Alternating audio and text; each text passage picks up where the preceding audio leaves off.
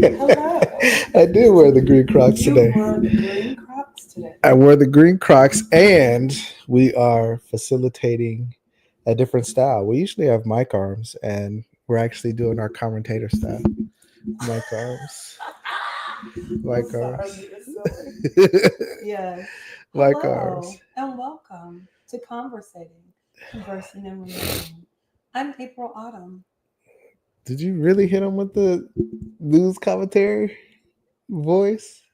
Because we're holding the mics now. You hit him with the news commentary voice. I Okay. mean, you could have introduced yourself like you could have just fell in.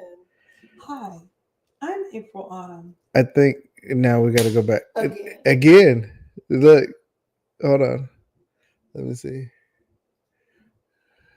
The Vocaster is not working. Vocaster is working. What is it? It's just not transmitting for some reason. Oh. All right. We're going to get right. So I'm going to, yeah. Oh my God. It's on. It Okay. is on. It's on. It's on. Hello. It's on.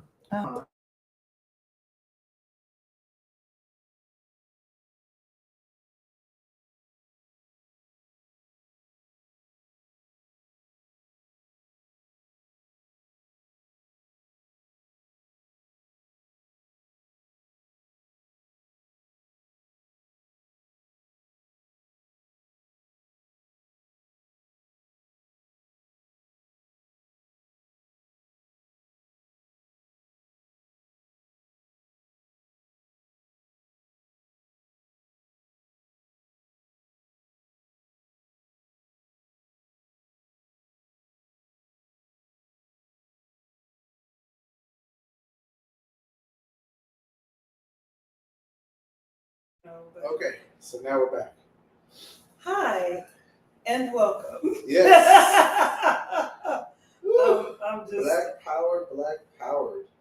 okay. Yeah. So again, I'm April-Autumn. I'm Coach Hughes, if you can hear me, but you can't. Because we have Still. to do that.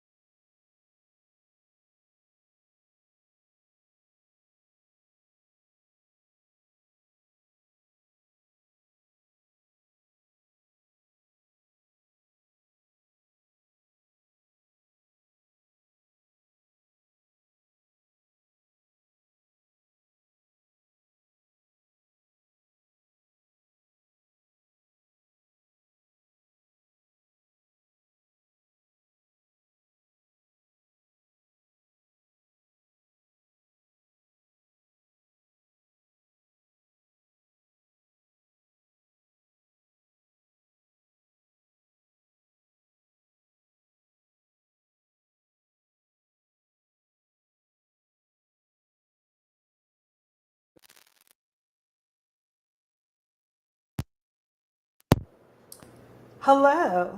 It should be on. Let me check the settings. What did I just do? All right, so we should be on. These technical No. difficulties. Somebody say, oh, now you can? Yes. Hello. I see the Vocaster is working now. So someone said yes. Thank you. We appreciate you. Hello and welcome It is not to working. Conversating. I'm getting that it is working. They have okay. It's working, right? It's working. I don't know. I don't know. There's some behind the scenes things that you guys can't see. Yeah, But it's a lot of stuff you guys we're can't see. like watching and it's just Okay.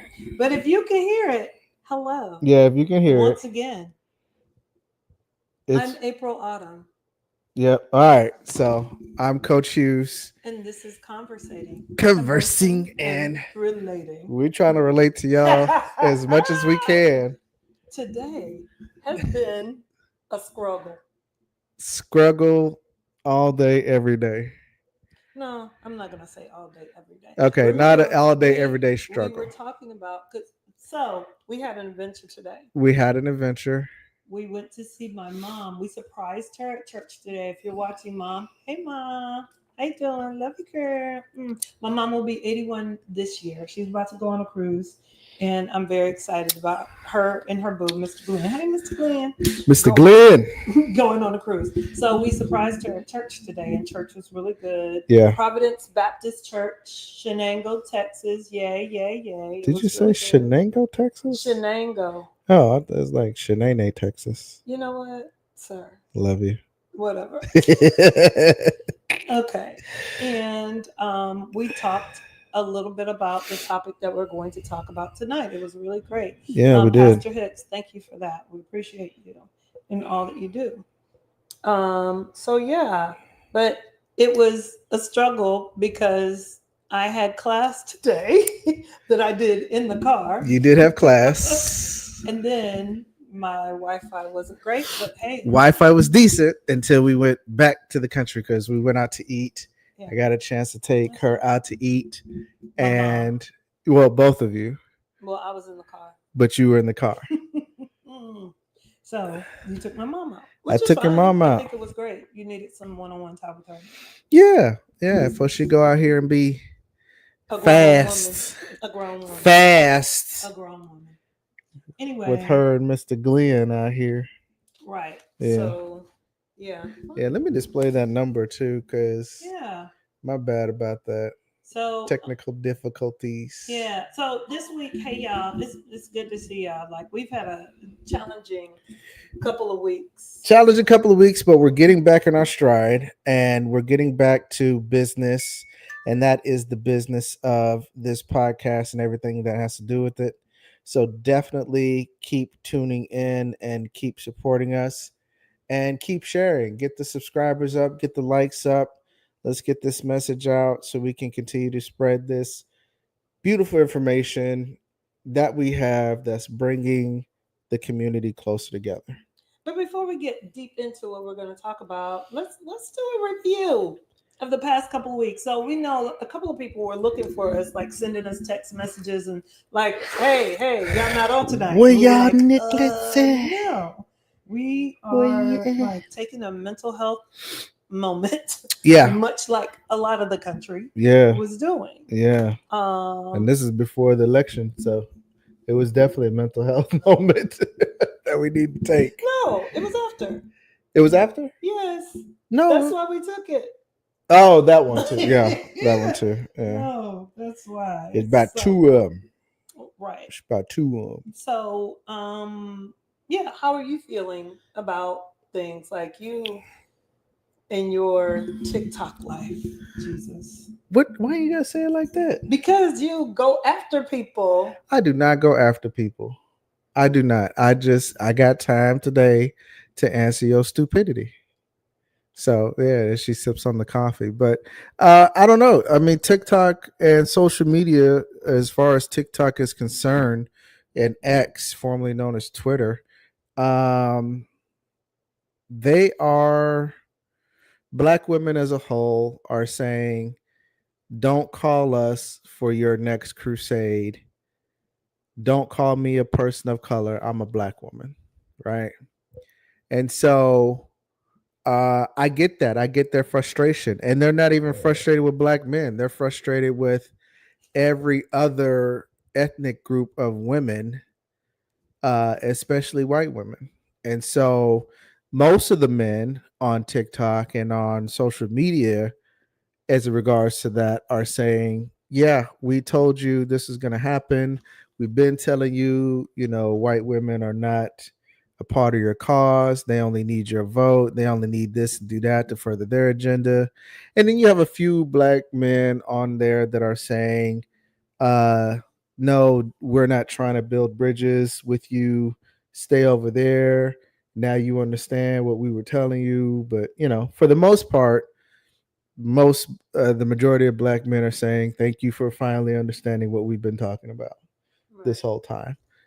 And what I was basically saying to you was you were lighting people up.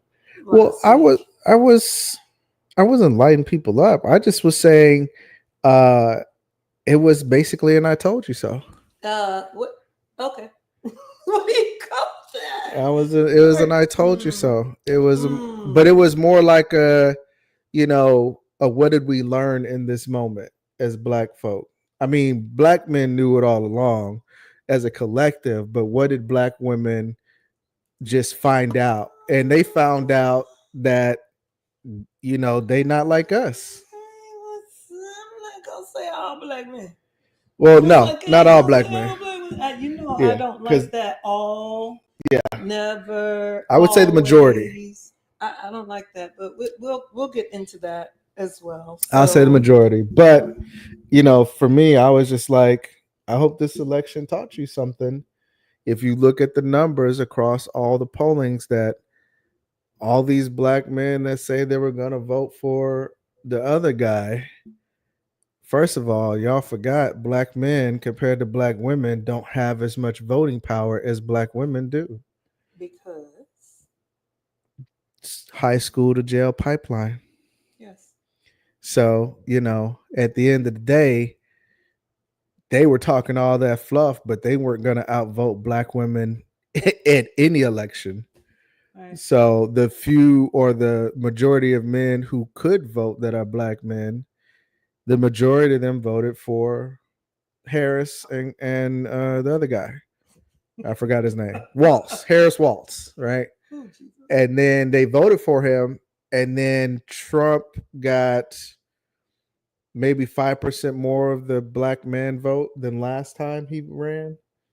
So it was a 5% increase. And so it's like, but for the most part, black men voted along the lines of black women, even though we were portrayed as if we were not going to do that in the media. Right. So what I was trying to say was, I hope you learned that they are intentionally trying to divide us. Well, that's been the narrative for a very, very, very long time. They're running the same playbook. And They're running the same playbook. hopefully, and we're going to get into this a little bit later. Hopefully, this as we further think about the rest of this year, we will come together and have some deeper conversations about how we will move forward together. Right. Together. Yeah.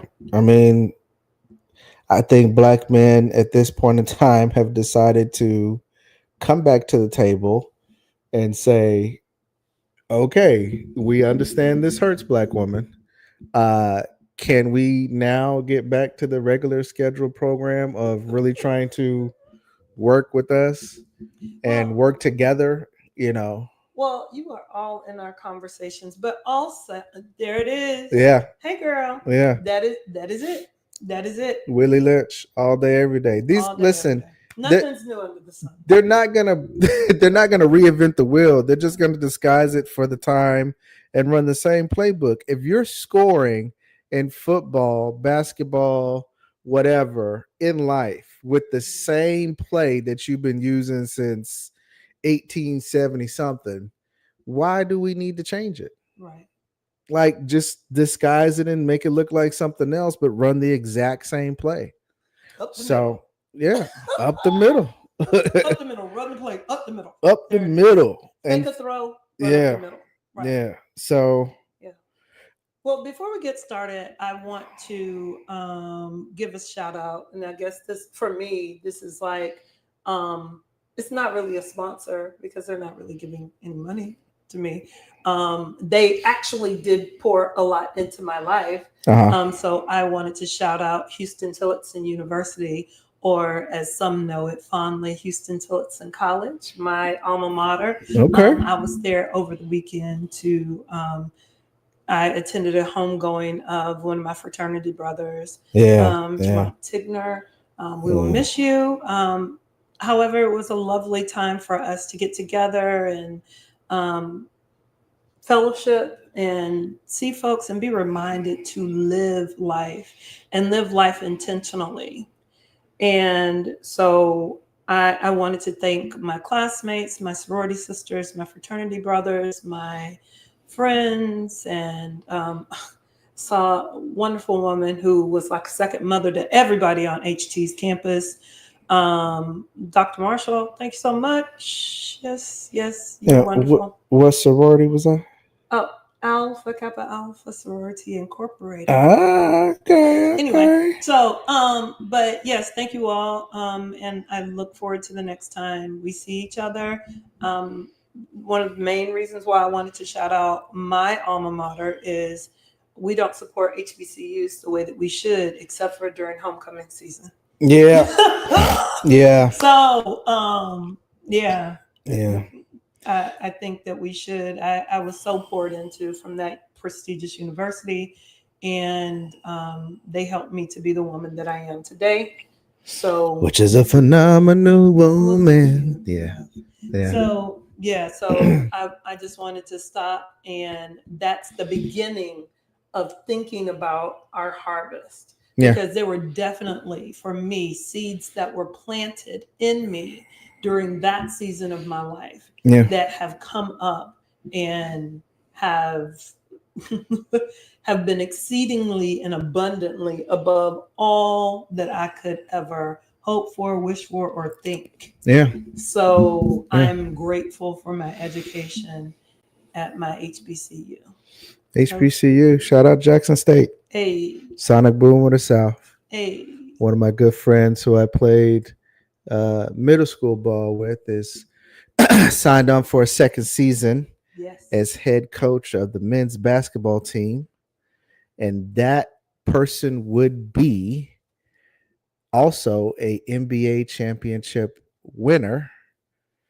And so shout out to the coach. Not gonna say his name. He likes to stay low key. But if you know, you know.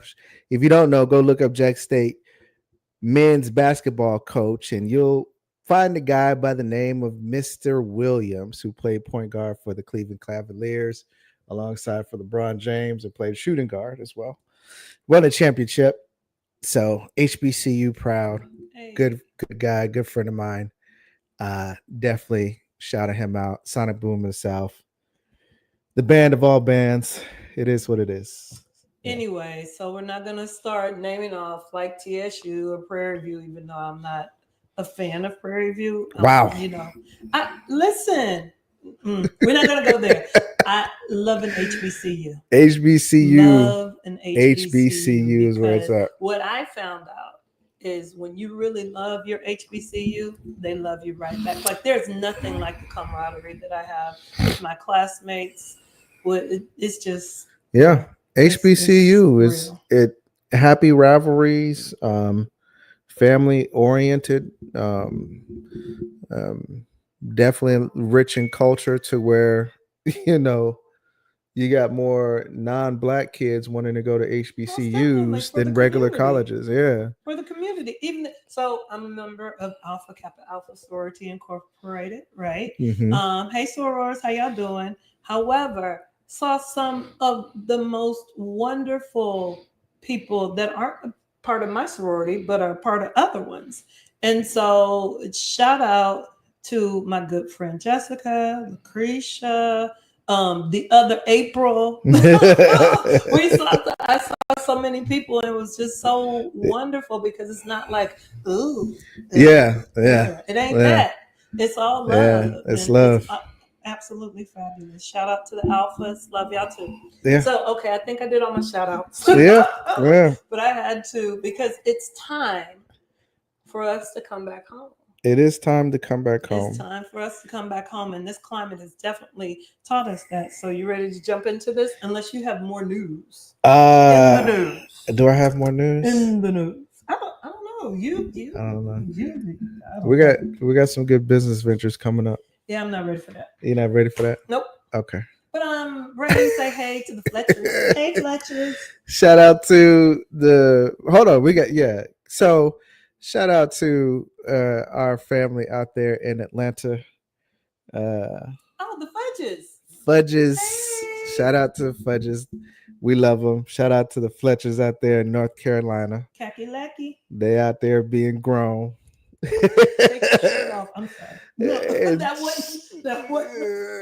Anyway, and shout out to the North Dallas Hugheses. Hey, and the Ohio Hugheses. The Ohio Hugheses. That's right. Okay. Ohio Hugheses is brand new. Hey, Yeah. You see how I said it? As soon as you said it, Ohio Hughes, they popped up. Okay, Ohio. Somebody got Teacher of the Week 2 weeks in a row, so we're not gonna say anything. Hey. Okay. But shout out to those Ohio Hugheses, and last but not least, them Huntsville, Alabama Hugheses. So there it is. That's where it is. Okay, so let's get into it. Let's get into it about harvesting. So harvest season is upon us. Yes. And now it's time to reap your harvest, right? The difference is what we're going to do today is we're going to take a look and see what kind of harvest have you reaped. What kind of harvest have you been having for the past year, 2 years, yeah. 5 years, 10 years, 20 years, 30 years? 30 years. And so what we're trying to do in this season, especially with the election that just happened, everybody on edge about changes in their lives and things about that, as birthdays come upon us and new birthdays come upon us the next year, we want to make sure that we're having a good harvest intentional season this time around. If what you tried to produce did not produce this season, right? This harvest. Babe, before you even go there, I mean, I think it's noteworthy to say that I don't even think that everybody plans. Yeah. Some people just throwing seed. Throwing seed. Jesus, I'm sorry, y'all. Sometimes when I say things, throwing seed. Hither and fro. They just throwing seed and ain't watering it. Ain't trying to do nothing there's no plan of action. It's just I'm out here. They ain't got it. Living. They ain't got their seeds in rows. You know, they ain't tilling the ground. You know, they ain't doing a lot of different stuff that should be done when you're trying to have a good harvest, right? So if you got some stuff in this harvest, because this is the harvest where this is the time where you're pulling the results out of the ground. Right. You're harvesting. You're seeing what your hard work during the year, did it pay off? Is it paying off? All of the above, right? And if you're not having what you're pulling out of the ground, doesn't look fruitful, doesn't look ready, looks premature, or is nothing at all because nothing has grown. You ain't put nothing in. This is where you need to be today. This is where you need to be today. Right. So, yeah, I think, again, how many people actually, first of all, think about what they want to see in the new season? Yeah. What they want to see. Like I've been growing the same corn for 20 years. My corn is good. You in the same place. Yeah. Ain't done nothing different. Yeah. Yeah. Or like you said, they're blindly throwing seeds in and then walking away and just relying on faith because I'm going to pray my way through this season. I ain't got to move or do nothing. I just got to plant my seed and wait on God. Faith without works is dead. Yeah. And then you wonder why you get the same harvest that you have been reaping every season. Okay. Or you don't have one at all. Or you don't have one at all. That's right. Aww. Okay. All right. Been reaping some strength due to my homies in Texas. Thank you so much. We appreciate Definitely that. appreciate that. Definitely appreciate that. Yeah. Yeah. Some of us just learned how to plant intentionally. Right. But we did it with pressure. No, in the presence of people whose harvest. Yeah. So they took advantage of. Right. Yeah. I'm sorry, y'all. There are things you can't see. We couldn't. We had to move that away. Yeah. But we definitely get what you're saying and that's what we're going to talk about. Some of y'all think y'all been planting some good seeds, but you haven't been planting at all. You've been planting the wrong seed. You've been planting the right seed, but not taking care of it in the right way so you can produce something later on when it's time to harvest. Or, Katura, you planting the right seed in the wrong soil. That's even worse. Well, I think the Yeah. organ was cute just then. Did you fall out? I think I just got church spirit today. I don't know. Yeah. All right. Yeah, so, but that's what it is. Harvest season. And that's what we're going to talk about today because we want you guys in this new millennium. Is it millennium? In this new season, thank you. right? Let's go with the word that we practice. Right. Let's we practice it. In this new season, we want you guys to start really planting intentionally, right? In the right soil, with the right seed, with the right directions on how to properly take care of what you planted. And in the right season. Right? Because right now is not the time to plant. Right now is the time to harvest. It's the time to harvest. So, do you want to go to the design? Yeah, let's go to the design. And you guys know we do research. I'm sorry. And so if you want to be a part of talking with us through this, because we don't want to just talk at you, we want to talk with you. So you can call in live and give us your take at really. Oh, you're about to do a number. You're about to do a number. You cut me off. 346-800. 4639. 346-800-4639. Dial that number. Get on here live. Give us your take on what we're talking about. Shout out to Angel. Hey girl. How we doing? Glad you're here. Yeah, definitely. And congratulations on that job. Don't think we didn't know. Yeah. Congratulations. Yeah. Okay. Yeah. Okay. All right. So here we go. First of all, feelings will. Those that know me, know us, know that we are all about a good feelings wheel and talking about our feelings concerning things. Now, feelings are just that. Feelings. Feelings are not facts. Let me say that one more time for the people in the back. Feelings are not facts. They are feelings. Yeah. Right? Yeah. So acknowledge them. Dig deeper as to why you may be feeling those things. Right. And move accordingly.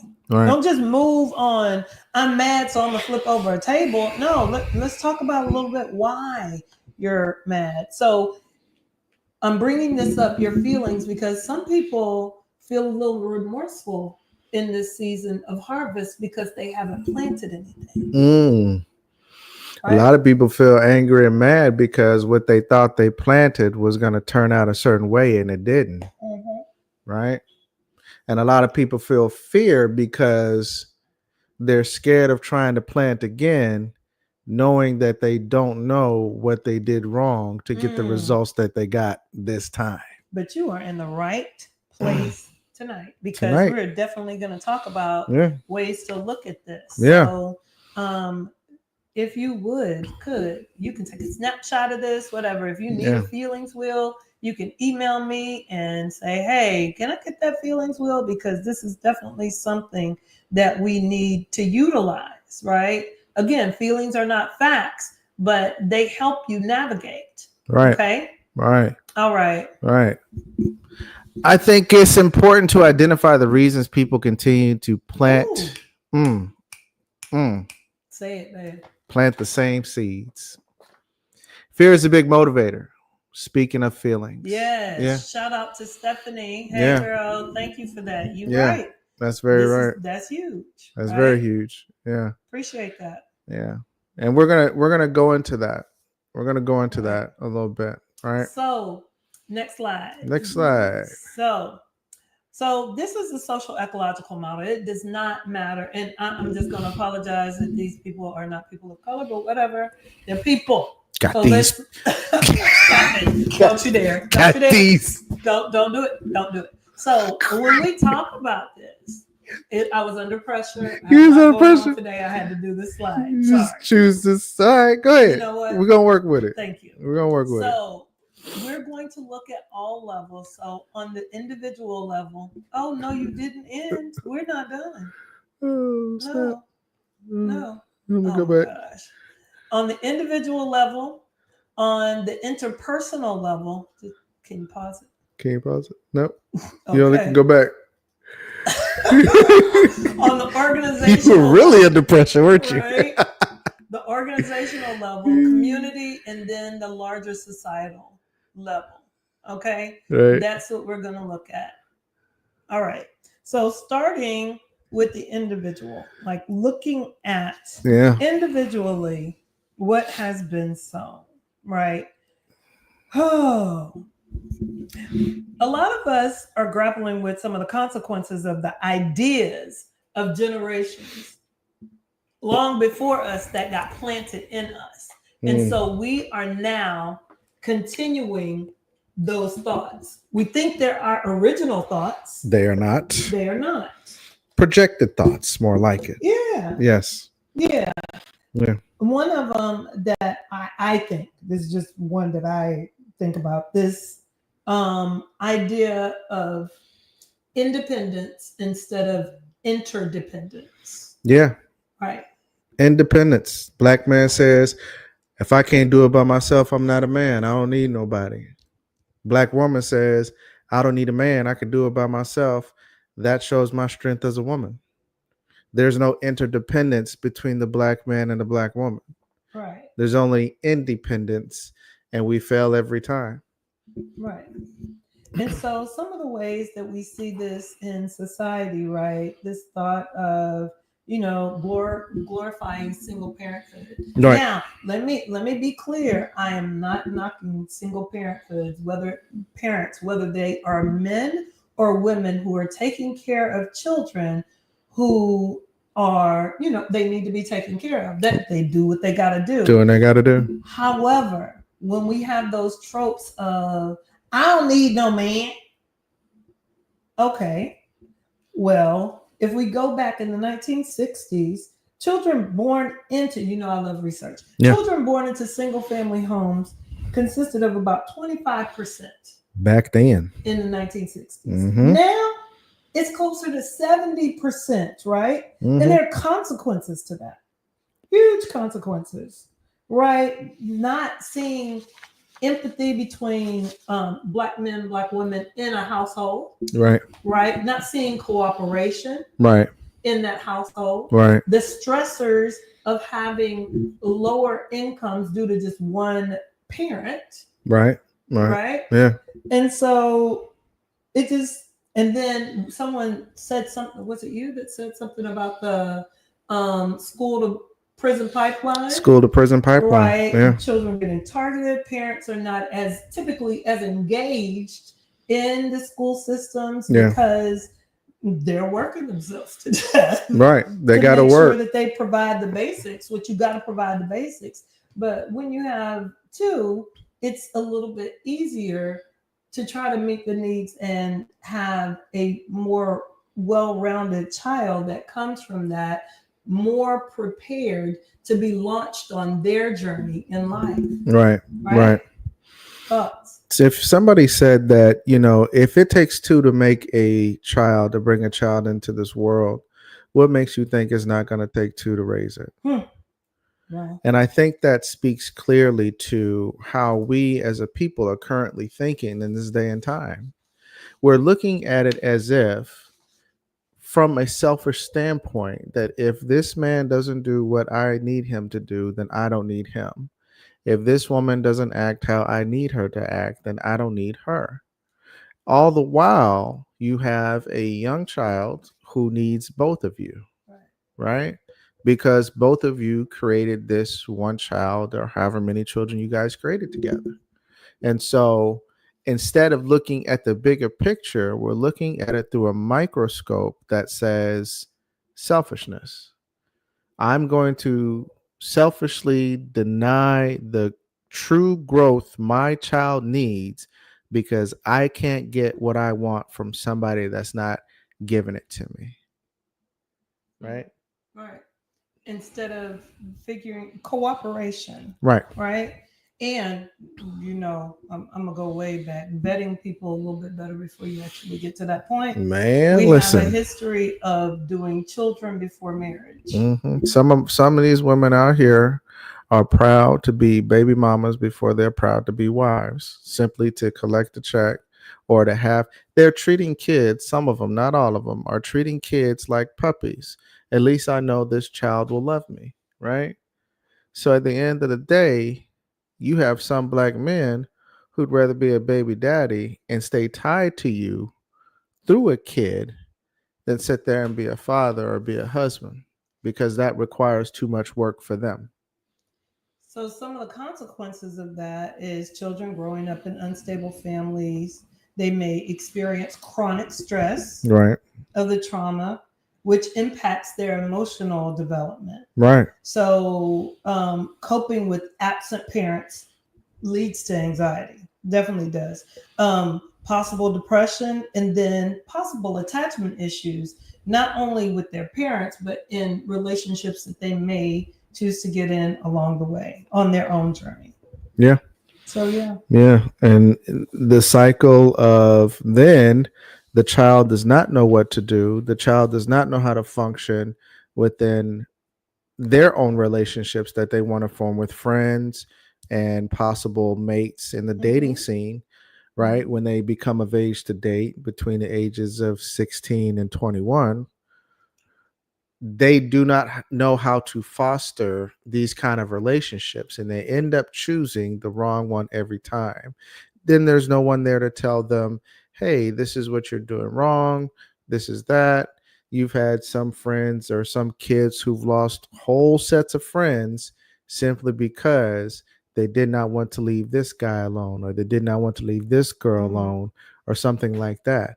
But the child doesn't know any better because the mother is blocking the dad from being active in their life because the dad won't give them, or the mother feels like he won't get what she wants from him, or the dad is just not active in the child's life and the mother has the door open saying, just be active in your child's life.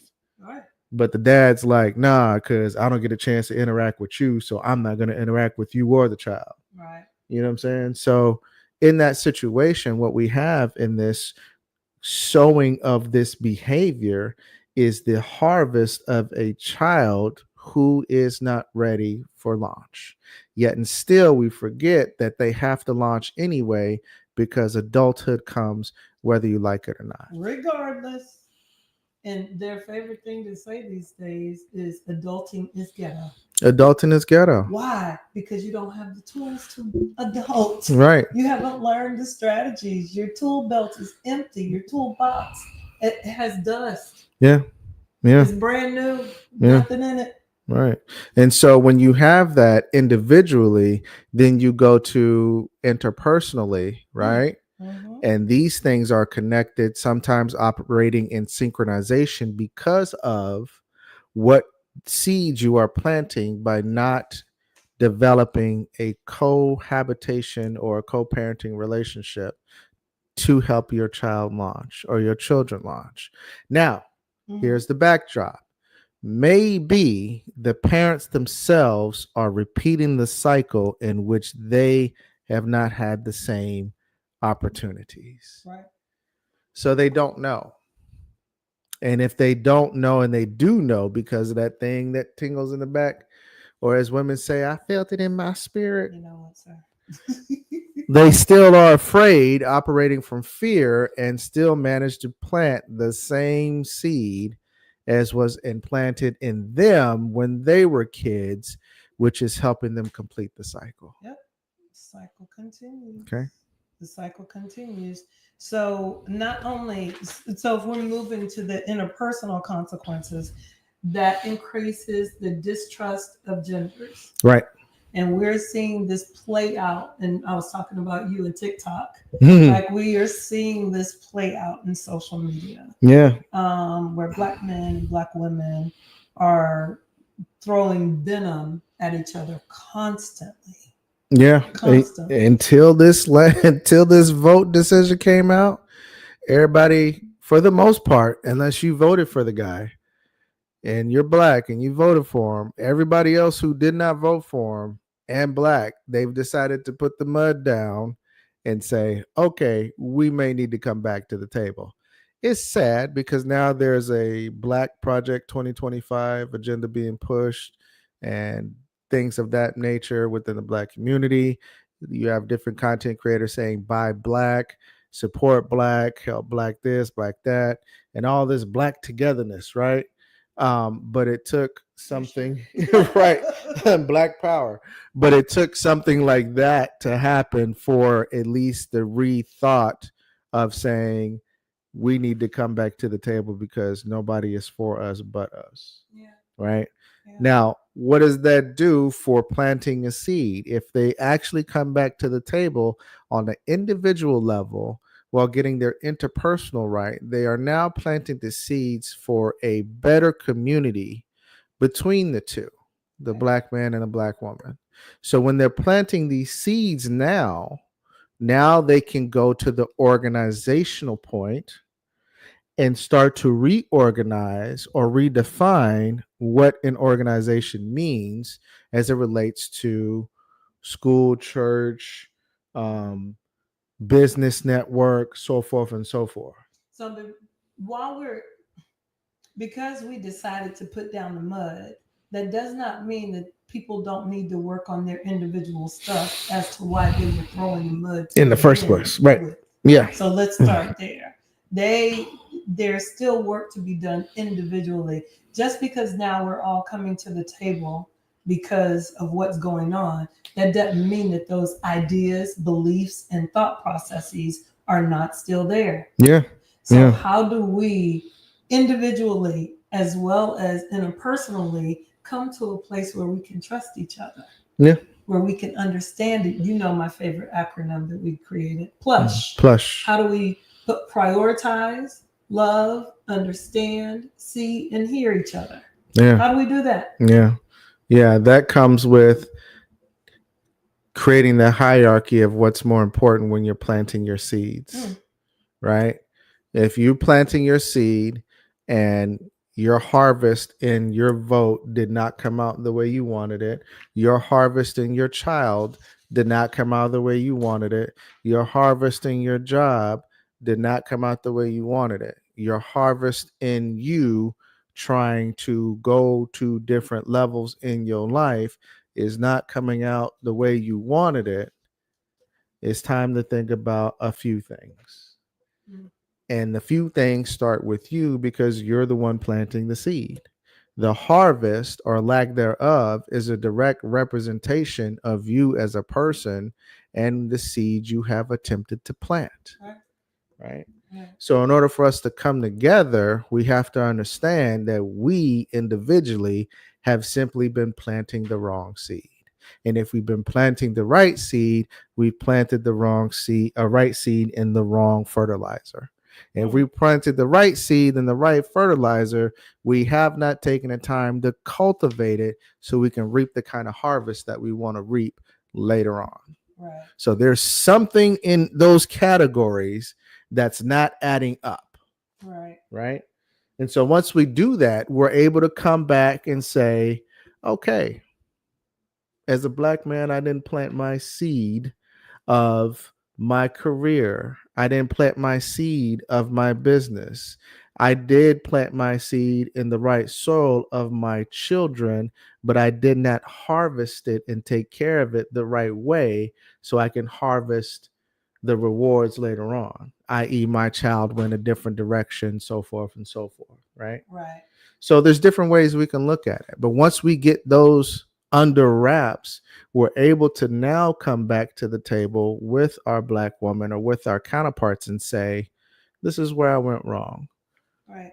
And it's just, I think those two places for me are the start. It's not just as far as, partnerships are concerned, but actually just trusting Black men, period. Yeah. And Black men trusting Black women, period. Yeah. Right? Yeah. Because there has been, again, this divisiveness. And venom continued to, unless you are my man, my woman. I'm just talking about you've seen a Black man, hey, Black man, it's good to see you. Like that support, that care. I remember we went to, I think it was Hawaiian Brothers, and a Black woman was like, hey, king, hey, queen, how you doing? Right, right. I was like, all right, this is where we are. Yeah. Okay. let's adjust the crowns and get it going. Keep going. Let's go. Yeah. Because those things in our community have popped up. I was in Austin the other day talking about community, and I was talking with Stephanie and Kim. Kim does restorative circles and restorative justice, and they were talking about different all the shootings and things that are happening in schools and the violence that has been happening. And I'm like, my God, what is going on? We talked to Delon about some of the same things, and these are direct. This is the harvest. Yeah, this is the harvest coming up. No. This is the communal harvest of things that, whether it be single motherhood, whether it be the educational system, whether the device, all of these things, these are the seeds that have now come up. Yeah. Oh, what tools do we need to even begin to plant? Like, where do we even start? I think that's great. So I'm going to give a shout out to Stephanie again. Stephanie is doing some amazing work with men in Austin, Texas, in just opening up the dialogue with Black men on feelings, emotions, things of that nature. And if you want information, Stephanie, leave your email in the chat. And if people want to reach out to you for that, they can definitely do that. I think it's bringing Black women and Black men together to the table. This was one of the reasons why we started doing this the way that we're doing it now. All right. Because we want folks to start talking across the aisle to each other within our community. Yeah. Right. To further educate, to start healing those hurts and having that communal healing. Yeah. That's just it. Like that restorative piece.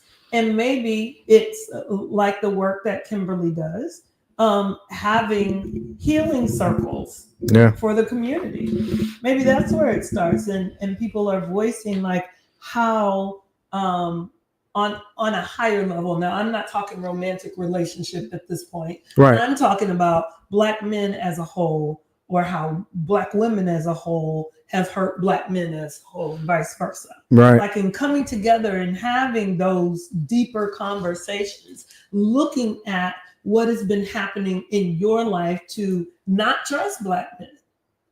Right. Yeah. And, making some hard choices about like, are there men? Are there people who I can trust? Yeah. Like, and really thinking about that process. That's the internal work first. Yeah. And then the work across the table. What do you think, babe? I think the internal work is always where it starts at. Black man, Black woman, you guys have both hurt each other. You guys have both lied to each other. You guys have both done damage to each other.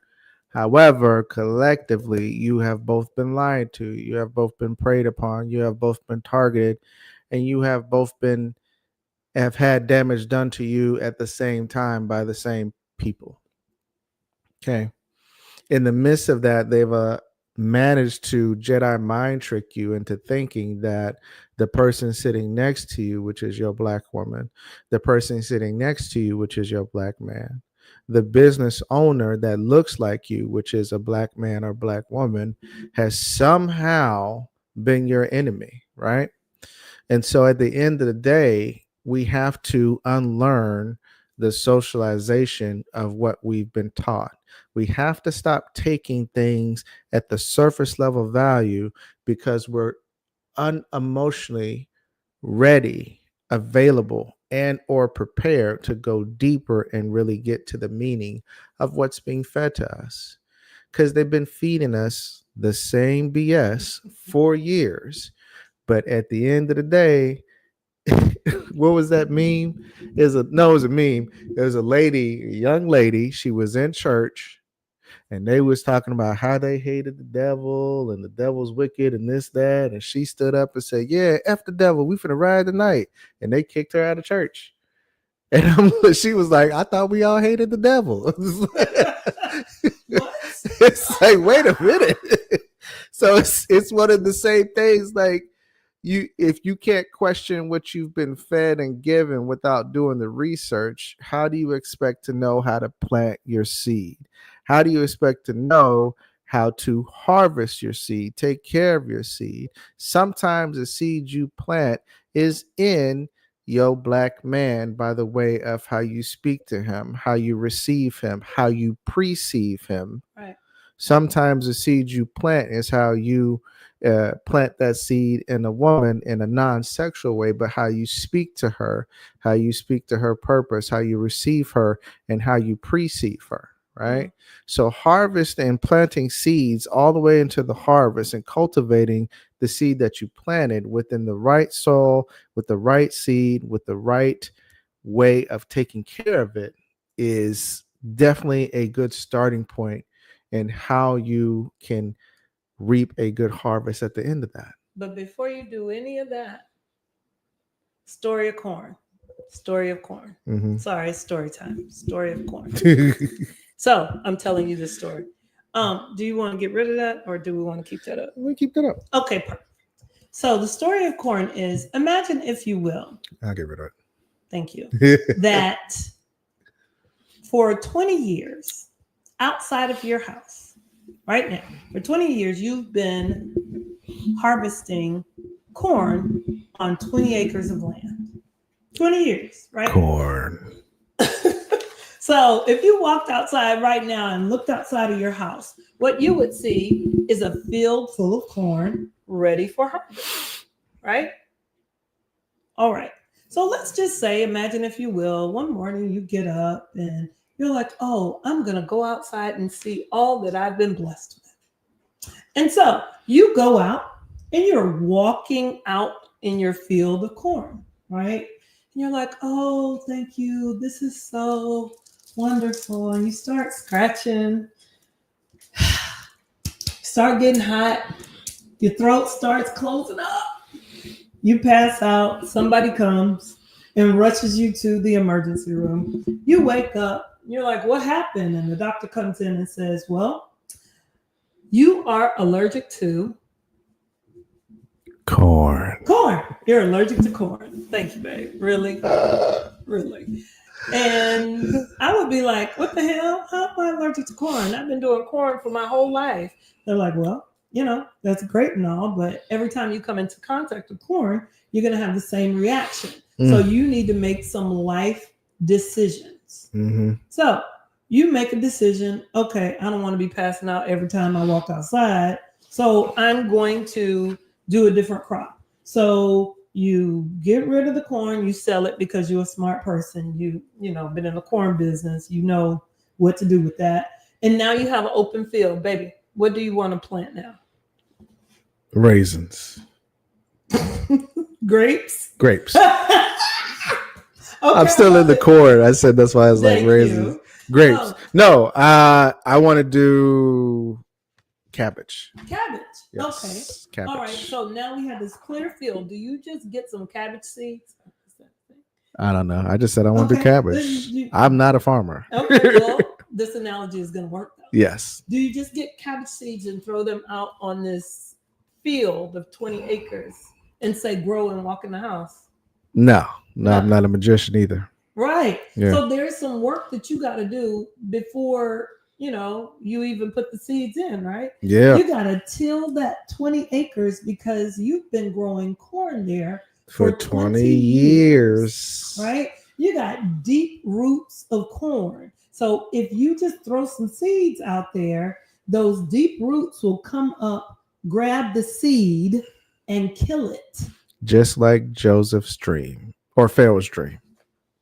All right. Yeah. So what you want to do is you want to till the ground, move that soil around, pull out all of those deep roots, get some fertilizer. You know what fertilizer is, babe? Mm-hmm. What is fertilizer?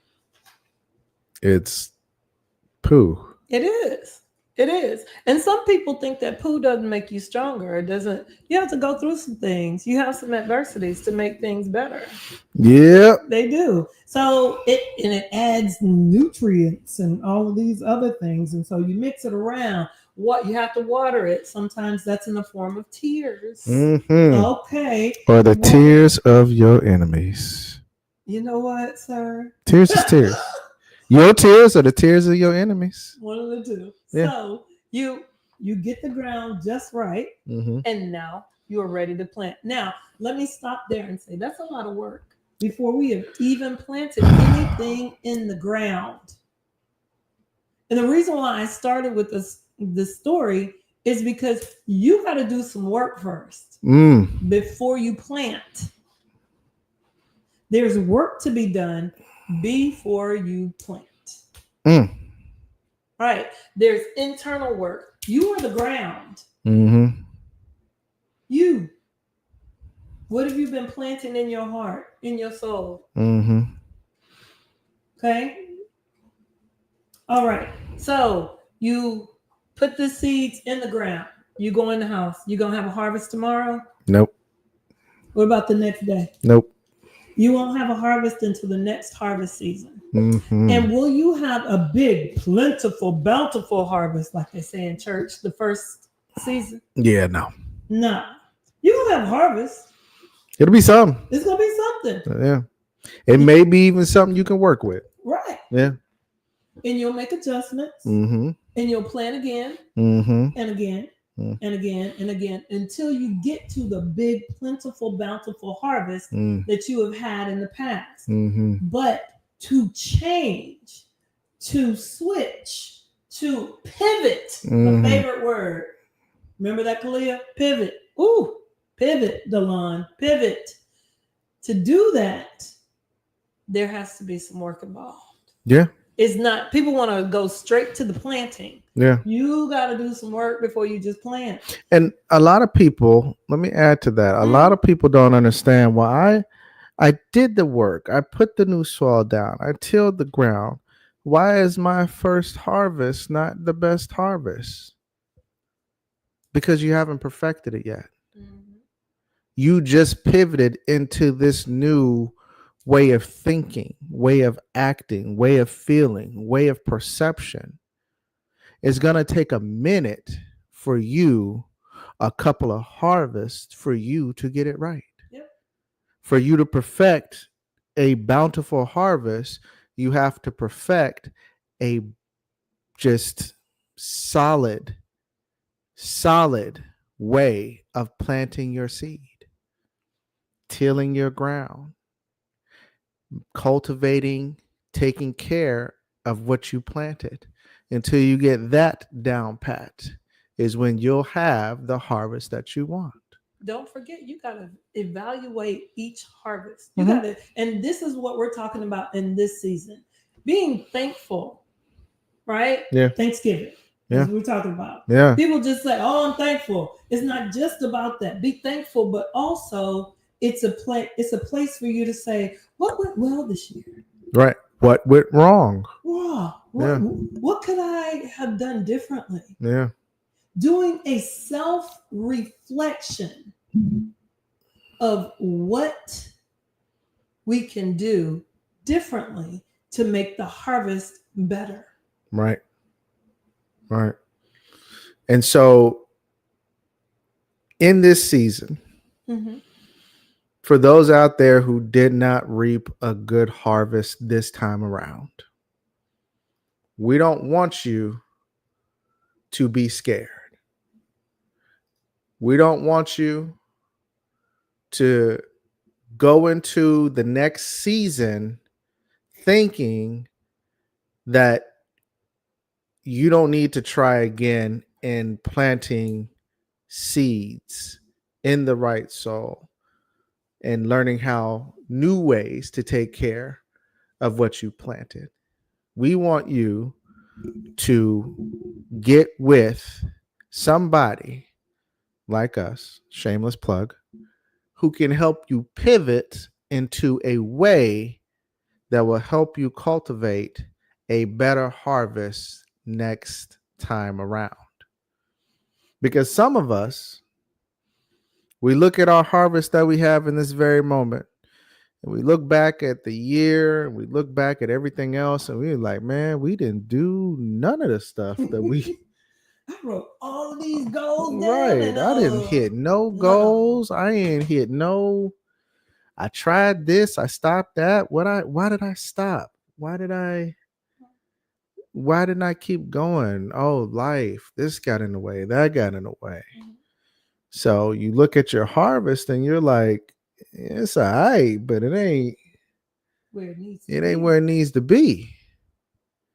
Now is the time, if that harvest is for you in any part of your life, now is the time where you say, I need to make some adjustments. I need to pivot. And when you find out where you need to pivot at, you try again.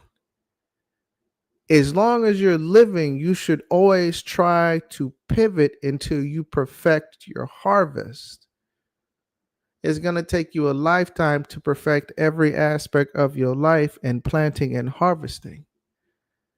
So pivoting, try, fail, success is all a part of planting the right harvest, the right seed with the right soil at the right time, in the right space, pulling those weeds out that you thought of trauma, pulling those weeds out of socialization, pulling those weeds out of distress. Right. Have you all noticed? And this just came to mind. You notice you don't have to water weeds. Mm-mm. You don't have to do anything to weeds, but weeds will come. Mm-hmm. Bugs will come. Mm-hmm. Stuff will come to eat your harvest, what little you have, because that's what they do. That's why they spray pesticides and everything else to keep the bugs off and to keep the crows off and to keep the rabbits off and everything else that wants to eat your harvest. What little you have, somebody wants to do that. Bull weevils. Yes, listen. They do. They do. That is serious. So, and that could be you could who are your bull weevils? Who are your crows coming to steal your corn? Who are your rabbits coming to steal your carrot? What entity you have in your life that is coming and is always around when it's time for harvest? Think about it. It might be an idea, it might be a mentality, it might be a belief that is keeping you. It might even be, here's the kicker, the person that's within arm's reach of you. Could be. You got to deal with that. And I think going back to Stephanie's point, sometimes we're afraid to say it. Like, okay, so I feel like you are against my moving forward, my dreams, my this, my that. You are a weed in my garden. You're a weed in my garden. And that I have planted my seed in. And I am getting allergic to weeds. So I need for you to go. I need to pull this weed out. Because some of these weeds, let's be honest, if you ever worked in a garden, I've worked in a garden before. Deep roots. You think you can pull it out. Dig that out. You got to dig, because some of y'all pull out the weed and it's just right on the surface. But the rest of that weed is in that ground. Well, I remember when we were in the yard pulling up weeds and those. I'm thinking I'm just gonna pull it up, and it's like, girl, try me again. Yeah, you ain't do nothing. Yeah, you out there looking like you lifting kettlebells. You try to pull out a weed. Yeah, that's how it is in your life when you are trying to plant seeds. You're going to have to lift some of these weeds out of your mental, out of your perception, out of your heart. You have to lift with your legs on some of these weeds. It ain't just a simple, I'm going to pull this and get it on out the way. You're going to have to lift with your legs on some of these weeds that are in your life that is going to stop you from reaping the harvest that you want to have. In the last couple of minutes, I really want to hear from some of you if you want to call in. We have the number 346-800-4639. This is, we've said a lot I think we said a lot. A lot. But it's okay. And hopefully the story of corn like helped you out. Thank you, Pam, for that. Pam got that. She was feeling that in her spirit. In the spirit of so things. Yeah. So if you want to call in and, say a little bit. Or type it right there in the chat. You can type it. It's too. all good because some of y'all scared to get on the phone. Yeah, they're scared. It's all scared. I love it. Scurry. I love it. But listen, God is not giving you the spirit of fear. Yeah, but yeah, either way it goes, you still scared to get up on this phone. But that's okay because everybody's not meant to speak in the capacity to which we speak. But what we're saying is everybody is meant to plant the seeds that is for their life so they can reap the harvest that they want to reap later on. You cannot be scared of failure. You cannot be scared of the manure that God has to place in your life to help your soil be enriched for you to grow your seed. You have to look at your trials and tribulations, i.e., the fertilizer, which is poo, boo, the crap that has happened in your life, and you have to look at it as this is going to help me. If I can find a way to use it in the right way, it's going to help me cultivate my seed that I have planted in this season so I can harvest what I need to harvest and want to harvest when it is harvest time. So again, what are you harvesting this season at this moment? What does your harvest look like? Is it what you thought it was? Is it lacking a little bit? Where can you improve on based on what you've harvested in your life? Because in a week or so, you only got 31 days left? Yeah. And I think during this time, this is a time of rest, but it's also a time to be thoughtful. It's thankful, but thoughtful. Yeah. About what has happened, self-evaluation. Yeah. And then a plan to move forward. Yeah. What's that plan look like? What, my other favorite, what are you releasing this year? So you can, listen, if you want to receive anything, give me $100. Put $100 in my hand. I mean, I can, but your hand is closed, babe. If your hand is closed, you can't get it. What are you releasing? Oh, $100. It's in the bank account. Oh. I'll take it. Listen, you can receive when your hand is open, but some of us have our hands so tight, right? Like we're about to fight. Yeah.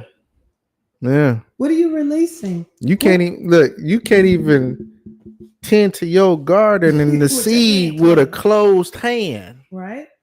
You got to open your hand and use the different part of your phalanges, i.e. your fingers, to get into that soil.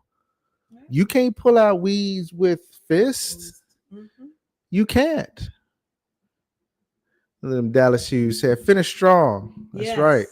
Finish strong. That's what it is. Finish strong. So you can pivot. So you can try again and pivot the next season. But again, you have to understand that one, your harvest of this year, of this moment, be it in your relationship with your partner, be it in your job, be it in how you want to live your life, be it in the goals you are trying to obtain for yourself, be it in the smallest thing of you wanted to read a certain amount of books this year, but you fell short. Your harvest this season is a direct reflection of the energy you put in to get it. It's a reflection of you. Now, let's not beat up on ourselves. As my wife would say, stop beating up on my man. And you have to give yourself grace. And I think it goes back to another thing that Stephanie says, going deeper. Yeah. And questioning yourself. Really, I'm big on this. What your relationship with yourself, start there. Yeah. Start there. Yeah. Right. As much as I love Jamon, I got to start with the relationship with myself before I come to him and talk about our relationship. Because if I'm not right, I'm not going to be right in this. I can't expect my wife to like me if I don't like me. Well, I gotta like me. I gotta love me. mm-hmm. And I gotta show her what loving me looks like so she can have an idea of what it is to love me.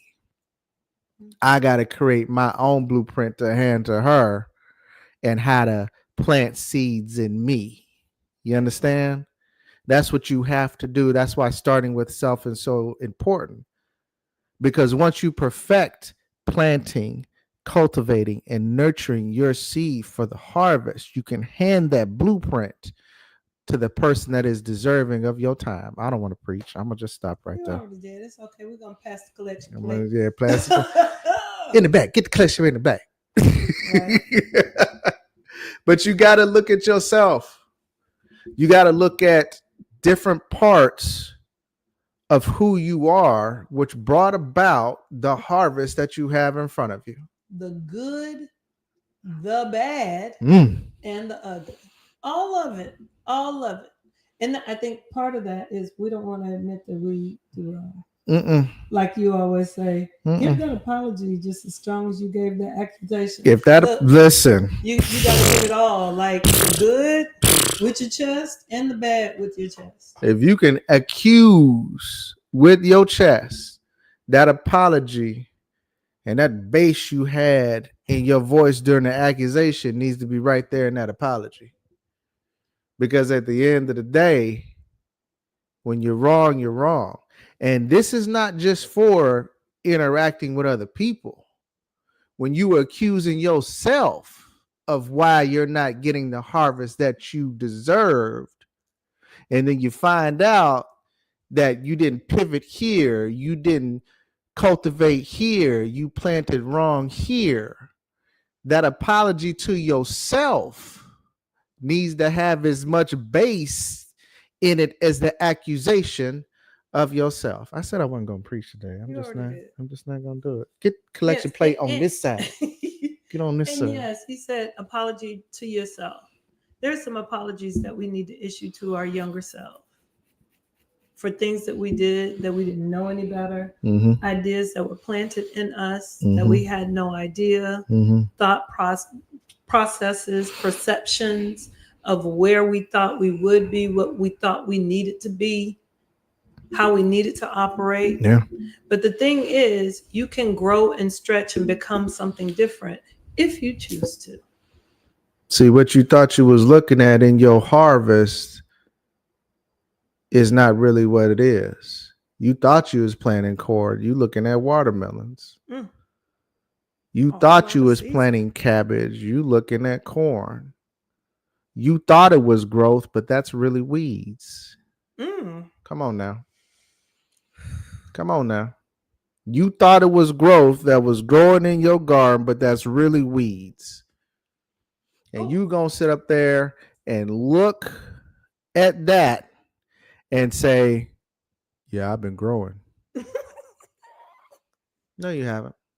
You got to call a thing a thing. Yes. And what you need to say is, that is not corn. Let me look at my paper and see where I went wrong, because it says I got corn as the seed. No. But that ain't corn. It don't look like the picture. That don't look like McDonald's. You know what? Anyway. So again, this goes deeper than surface level of planting something, tilling the ground, everything of the above. What we're saying to you at the end of the day is that you can have the harvest you want if you pay attention to how you plant, where you plant, and how you cultivate your seed. It all starts with you.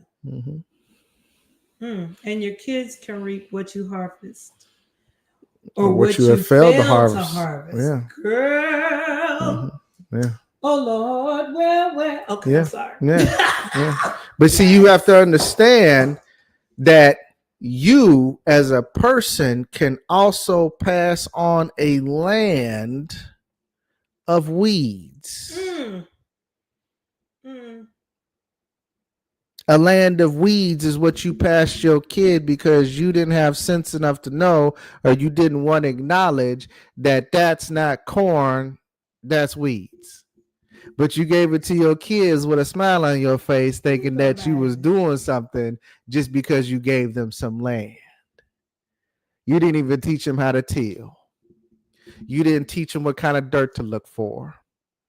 You didn't teach them what kind of seeds to have and how far apart to plant each seed, i.e., how to pace yourself when reaching your goals. You just gave them some land and said, this grows corn if you do it right. I've been doing it for 20 years. That don't mean you've been doing it right. Y'all, it's harvest season. It's and the harvest. It's harvest season. Yeah. That's all I'm gonna say. It's harvest season. As a people, it's harvest season. Yeah. And we got to stand in what we are reaping. Yeah. Because what's going to grow is either going to be for you or it's going to be against you. But guarantee you it's going to grow. So you can either harvest the good that you put in from day one, or you can harvest the results of you not doing what you're supposed to do from day one.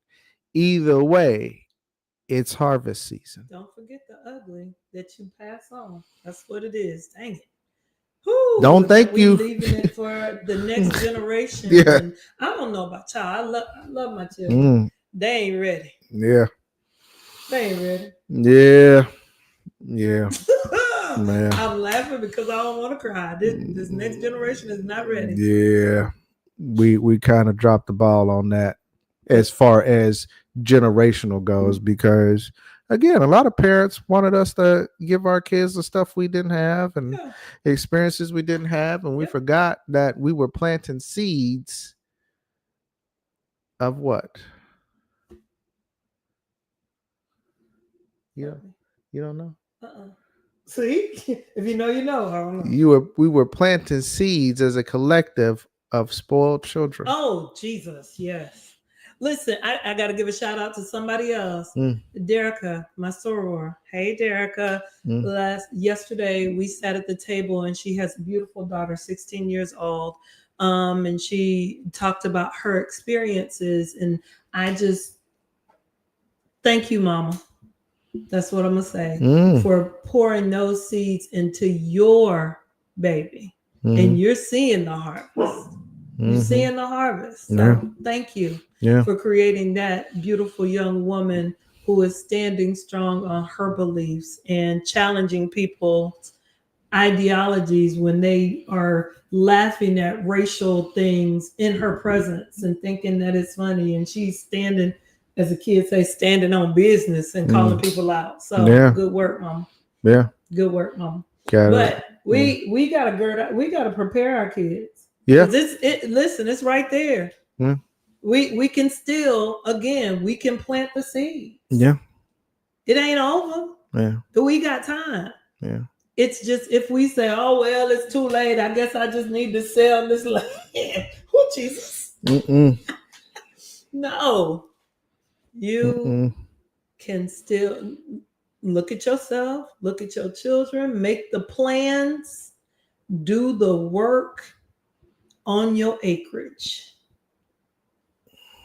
Got to put in that work, because again, some of y'all harvest some terrible with the weeds and everything, and like, no, this really is corn. If you buy it, if you just squint your eyes a little bit, it look like corn. It's not. It's not. Oceanfront property in Arizona. It's not. Okay. It's what you put in. That's what you got out. Right? So what are you going to put in this next season?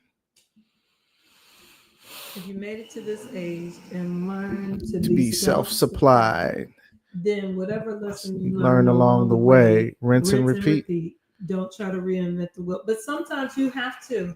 Yeah. It doesn't matter what you were taught, because some of those things that we were taught were wrong. And some of those things that we were taught simply do not apply today, because during the time we were taught it, it worked for that time. This is a new season. Every season is going to be different. Every season is going to change because things change and times change. So while some of the lessons of yesterday can work for today, some of those lessons can't work for today. While some of the lessons can work for a group of individuals back then and today, some of those lessons, because of the changing dynamics of evolution, nature, and atmosphere, those lessons will not work for today's group of people. But definitely take what works. Don't reinvent the wheel. Rinse and repeat. Because sometimes it is a simple rinse and repeat. And to what he was saying, let me put this to you. Some of y'all had the blueprint that your parents gave you. Right. I'll put the mic down. Yeah, I'm not scared. Some of you had the blueprints that your parents gave you. They set the foundation.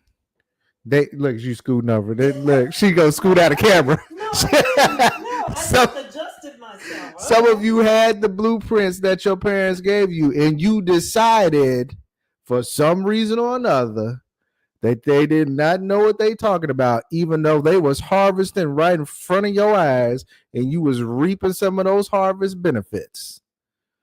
Yeah, prodigal son mentality. Right? Some of y'all. But then you come back and say, damn, I had the blueprint all along. I had the game all along. But unless you don't pivot to the blueprint that was working and that still could possibly work for you, you're always going to have the results that you have, even though you have the blueprint, step-by-step instructions on how to do it.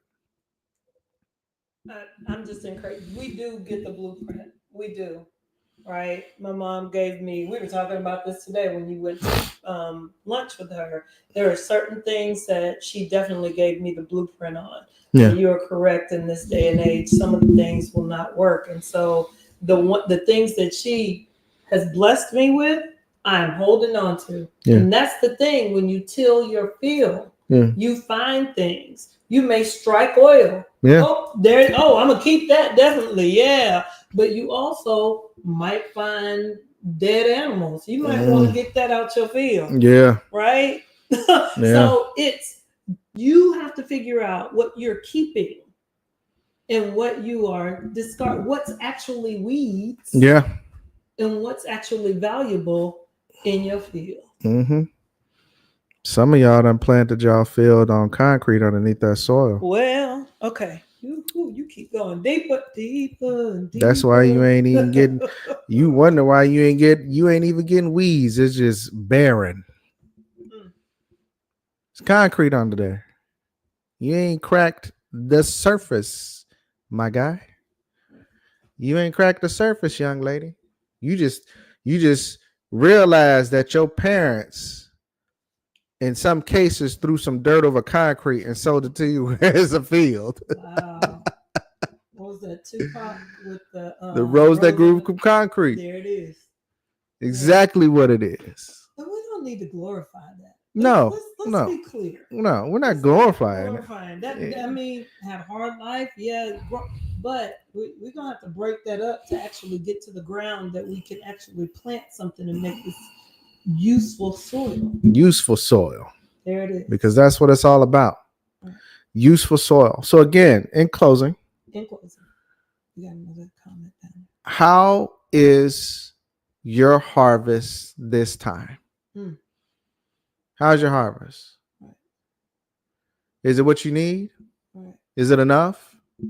Does it look like it's supposed to look on the picture and the instructions that you had? Did you get all the weeds out? Did you till the ground properly? Did you plant your seeds a good proper distance from each other so they won't overgrow each other? Right. Did you water it properly? Get enough sunlight?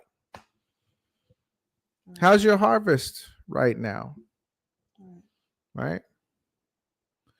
Now, while there is more than one way to cross the street, no matter what point it is in your life, the street still must be crossed and always be a danger doing so. Yeah. Yeah. Yeah. Yeah. Yeah. Amen to unchanging values.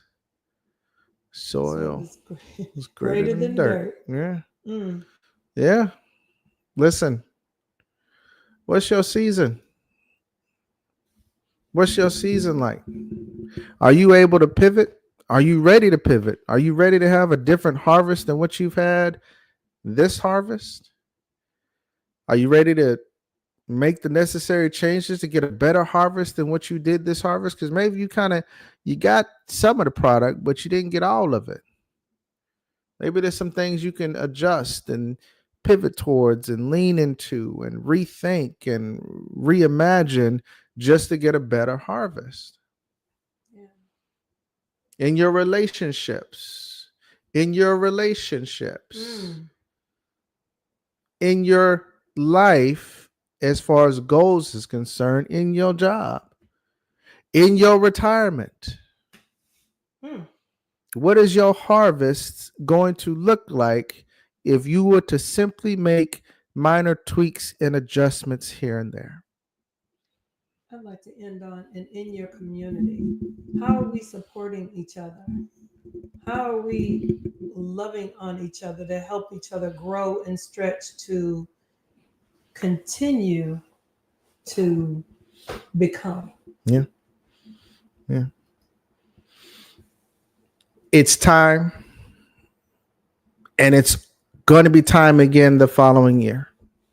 In the following year.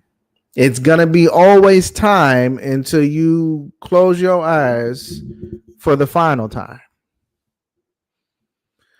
What you plant in your new season, how you cultivate it, the tweaks that you make or don't make will show up in the next harvest.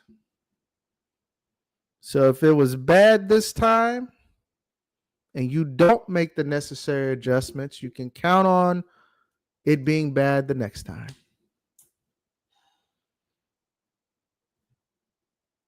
But the problem is,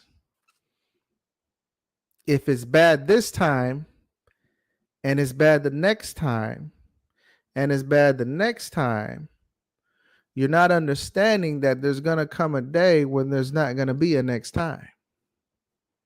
You just pass that down to the next generation. Here goes some unfinished soil, dirt with some weeds in it. I think it's real soil and maybe concrete under there, but here goes some unfinished. I know I didn't teach you how to do it right, but you got YouTube. You got Facebook. You can look it up. TikTok. You got TikTok.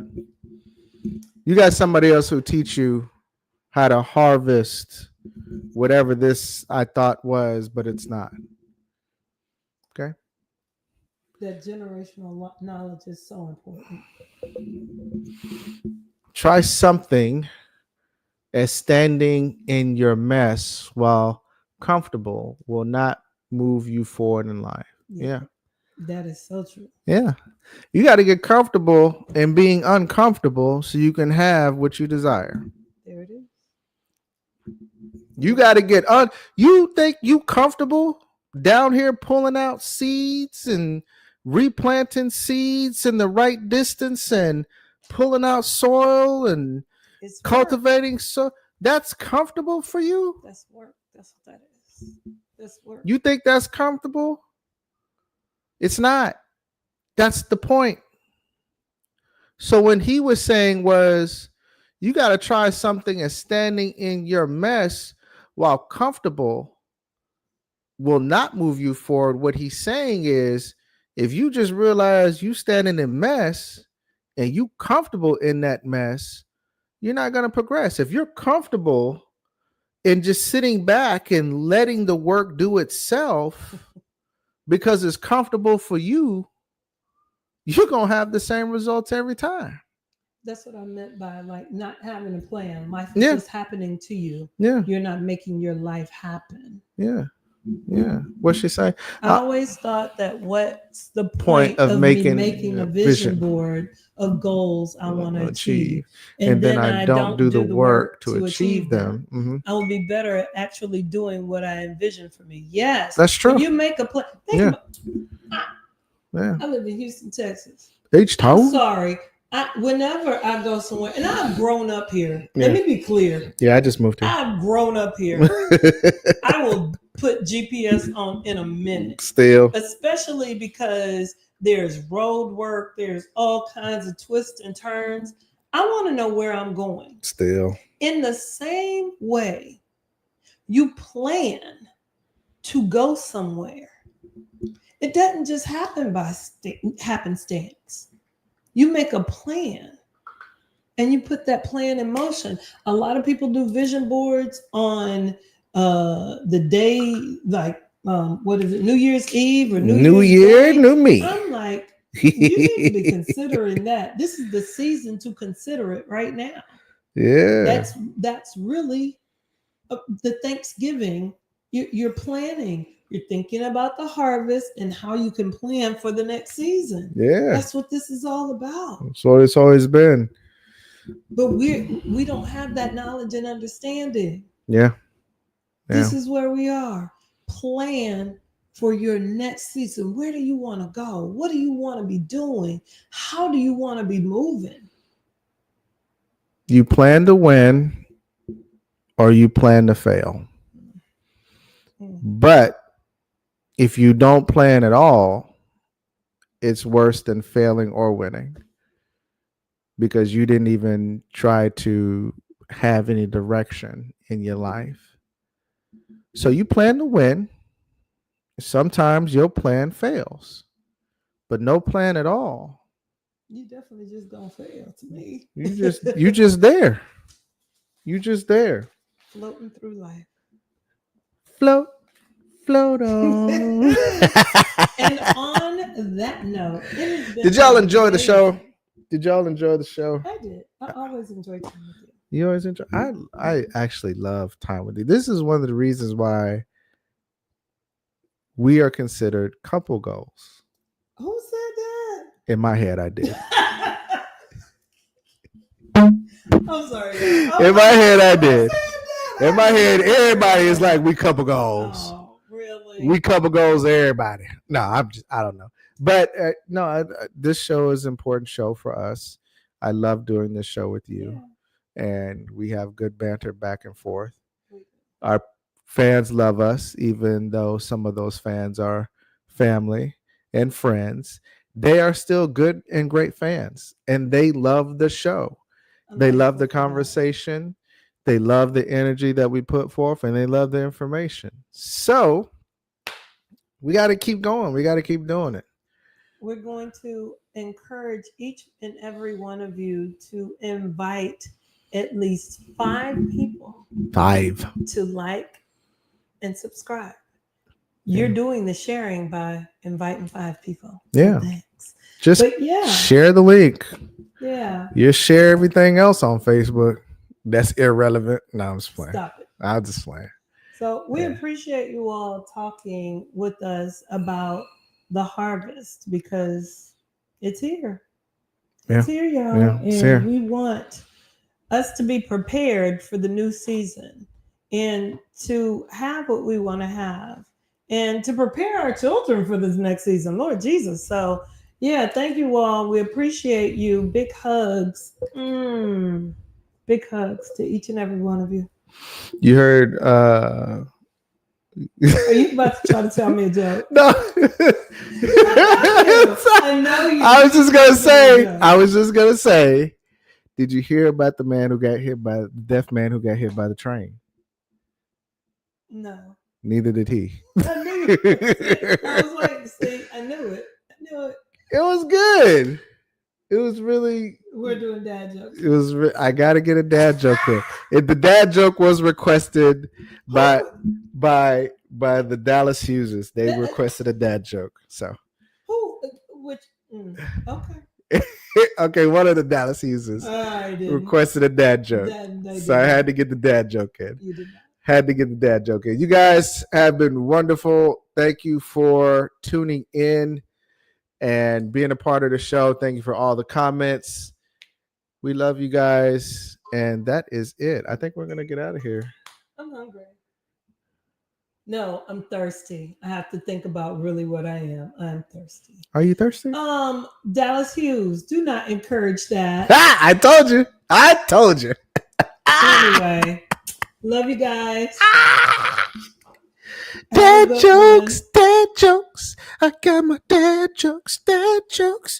You got to shimmy with it. See? I got my dad jokes. Even Angel's like, no, thank you. Angel made her camera appearance. Why would y'all shimmy in the front? Is it like this? Y'all was just high on cocaine or something? Shimmy like that?